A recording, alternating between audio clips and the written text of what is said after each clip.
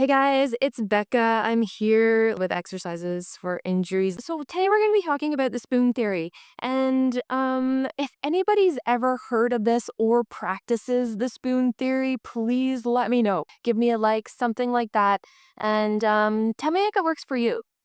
So, if you're not sure what the spoon theory is, I'm going to tell you today. And it's basically for anybody struggling to get through the day and have enough energy to get through the day and finish up all the things that you want to do, especially if you're suffering from a chronic illness of any sort, physical or mental, emotional. So if you're having problems, in your day-to-day life getting through the day, this might be something that you want to consider practicing. And it's pretty easy. I'm gonna show you how to do it today and all the possibilities it might open up for you and how to deal with your chronic illness or disease or whatever it is going on in life that you feel like you can't either explain to your family and friends or you're having trouble yourself getting through the day. All right, so like I said before, it's called the spoon theory, and it was developed by a lady named Christine Miserandino, and she had lupus. And from what I understand from her, she was out to dinner with a friend, and her friend was having troubles with how she felt in a day-to-day life. What does a healthy person know about being chronically ill? And how do you explain to your friends and family that you don't have enough energy to go out for tea or coffee or get together, or you don't have enough energy for your shower or doing the dishes or that kind of thing? So she's developed this theory that gives you a certain amount of spoons, and spoons are related to energy. So say you wake up in the morning and say you only had 12 spoons to spend of energy. And I'm going to get to what the spoonfuls mean a little bit later. But first we're going to talk a little bit about more how this can help you along the way. So it describes the idea of limited energy using spoons as a unit of energy. And this can open up a world of understanding for not only yourself, but clinicians, families, friends, caregivers. A set of medications and doctor's appointments and day-to-day activities, our energy can be limited and dictated to what our illness does for our bodies and mind. So keep that in mind, and giving yourself compassion when, it's not you, it's your illness dictating what you can or cannot do. And this makes it a way to distinguish between you and your illness as well, and giving yourself a little compassion. Also, the guilt associated with having a chronic illness is a heavy burden to bear, guys. One of the things that the food theory can help us is with the separation of what we've like to do and what our illnesses dictate, right? We've all been there. If you do have a chronic illness, whether it's mental or physical, the spoon theory can put a separation there. Sometimes so I have a chronic illness and my son does as well. It was hereditary. And so I'm teaching him this as well at the moment. And it's hard. It's hard for a kid, but it's also hard for um, people with A-type personalities that are trying to do all the things, want to do all the things, get everything done in the day. And then you feel kind of like a burden or, useless if you can't get the things done that you should or you perceive are easy things or should be able to get done in the day. So this is a way to create a separation between that and what our illnesses dictate, and not, as one. You are not your illness. Um, so spoon theory is also meant to help others understand what it's like to live with a chronic illness. So my healthy friends and family, you can consider them if they've slept well, if they're feeling great. Endless amount of spoons for the day. They can get all the things done they want to do. They have no problems getting out of bed, getting in the shower, brushing their hair, getting dressed, going out for coffee, going to work, making dinner, doing exercising, doing all of those things, and they don't even think twice about it. Good morning, Jeff. Because they have unlimited amount of spoons, okay? And maybe if they're having an off day, then yeah, their energy is a little bit low. But it's a very different for a person that has a chronic illness. So let's say unlimited amount of spoons versus only having 12 spoons per day, and the difference that that would mean for a person living with a chronic illness. So I have a little chart here, and this chart is so you can actually Google a spoon theory, and so many charts, so many things come up that you can read about it. And there's also this thing called the spoon challenge as well. So if you are interested and if you are struggling to get through the day and having enough tasks or having enough energy for the simple tasks, and feeling like a burden, or not having compassion for yourself, or not getting through the day and it's out of control, then look this up. Make this a priority, guys. So I'm going to show you this chart now. Um, Hopefully you can see it. This is just one that I found off, but you can find different ones associated with your own disease as well. Or, if you have a mental illness or fibromyalgia, there's different ones out there, but it's pretty much the same. So say you have 12 spoons in a day if you have an illness that allows not enough energy to get through your day. So you can see here, the one spoon it takes one spoon just to get out of bed. Okay, that's a unit of energy just to get out of bed and function for your day. Things like getting dressed, taking pills, and watching TV. That's a spoonful. That's already a spoon taken away from you to do each everything. So if you get up and do these, that's already foregone, right? So, it may not, to a healthy person, it may not look like this is a big task, but for somebody that has a limited amount of energy, doing these seemingly simple tasks takes a lot out of them. I know for myself, because I have so many prescriptions and meds that I have to take, even making sure that I have all of them, and connecting with the drugstore so that I have everything that I need to take that day is takes a little bit of energy. So things that take a couple more soon, like taking a bath or a shower, maybe doing or styling your hair that day, going on the internet, doing a research, reading, that kind of thing. That takes up a couple spoons as well. Okay, so for a normal healthy person, taking a shower probably doesn't take a lot of energy. Doing your makeup, hair, whatever it is that you're trying to get done through the day to help you through the day, these things can be qualified as a unit of energy, and it's taking it out of you. So things that take 3 spoons are making and eating a meal. So yeah, it takes a lot of prep work to make yourself a healthy meal, to make your family a meal, and then sitting down to eat it. Especially if you have, say, digestive problems. It takes a lot of mental and physical energy to be able to make a meal and then sit down and be able to digest it properly and being in a relaxed form where you can eat and enjoy your meal.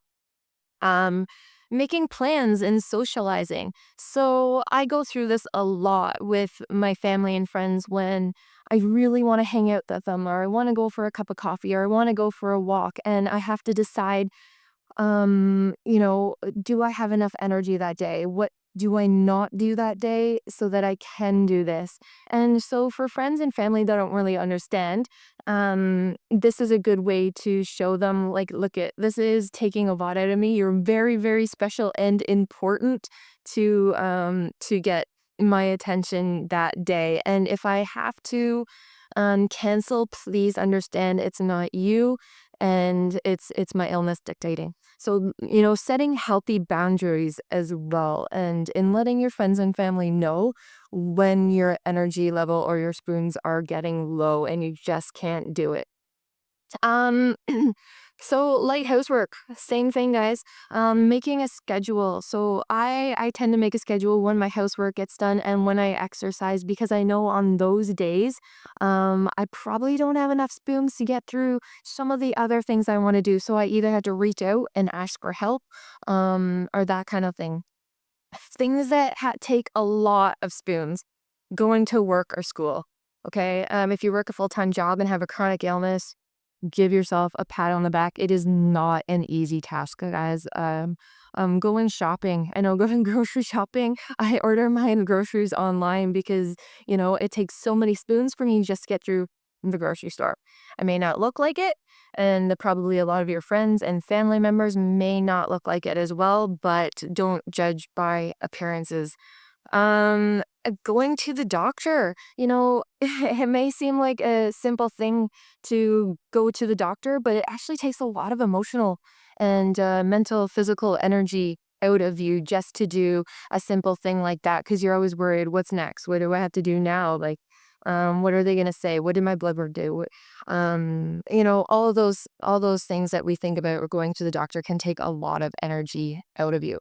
So, seeing this chart here, I hope it puts into perspective a little bit more for either yourself that's dealing with a chronic illness and has limited energy, or you have a friend or family member that you're trying hard to explain to them that how you are feeling on a day-to-day basis and don't have a way to articulate it. It's a really hard thing to articulate if you are going through this, okay? So spoon theory, give it a go. And so when I say those things that take away spoons, you can also, what does your day look like? You can make your own chart. Say it is, I want to do this and this and this. How many spoons do I think spoons of energy do I think is going to take to do that activity? Chart it for yourself. There's actually, you can get a spoon theory challenge and put it up on your fridge. And once you go through the day to day, write down, wow, okay, that half an hour of exercise took a lot out of me. I'm going to give that a 4 spoon. Or I'm planning on cooking a few meals today to put in the freezer. How many spoons is that going to take away from me? Put it on the thing, put it on your chart. How much energy is it going to take to get dressed, do my hair because I got to go out, I've got something important going on? Put that on your chart. So, I'm saying all of these things that take spoons away or energy away, but we can also consider what gives us spoons or gives us more energy through the day. So I know that, if I'm on a cleaning day or an exercise day, I might need to schedule in a little nap or a time for a rest, okay? So if you can schedule in that time through the day to, add a couple spoons, you might be able to, go on through your evening or your afternoon a little bit better because you know that you had an extra couple spoons because you took that nap or you gave or you gave yourself a little time to rest. Also, some other things. And guys, if you have anything that fills your spoon or your energy, please let me know. Other things that I do is caffeine. Okay. So maybe a green tea in the afternoon. I don't go crazy on the caffeine, but I don't know about you, but by the time like 2, 3 o'clock rolls around, I'm getting kind of low, especially, you know, um, if I had a busy day already. So a cup of green tea and a rest might, give me enough energy to make it through the night. So what fills, if you are taking spoons away all the time, and you only have a limited amount of spoonfuls through your day, give yourself some compassion as well and see and understand yourself a little bit better and what takes away your energy. So you can also consider if you haven't had a good night's sleep. So say on a regular day you have 12 spoons and that's all you have to give. Say you didn't sleep at all that night, or you're going through a flare up. Make sure that you allot for that as well. Maybe taking away, 4 spoons if you didn't have a good night's sleep, or you're in a flare up, or, you're just not having a good day.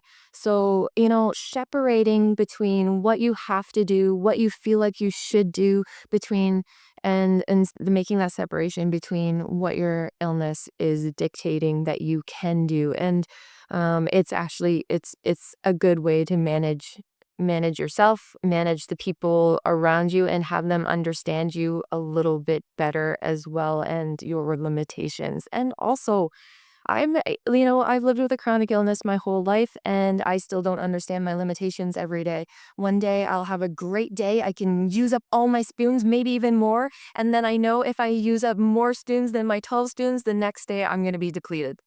So this is the practice that I've developed over the years that I know, okay, is it worth having fun to pay for it after? And maybe sometimes it's yes.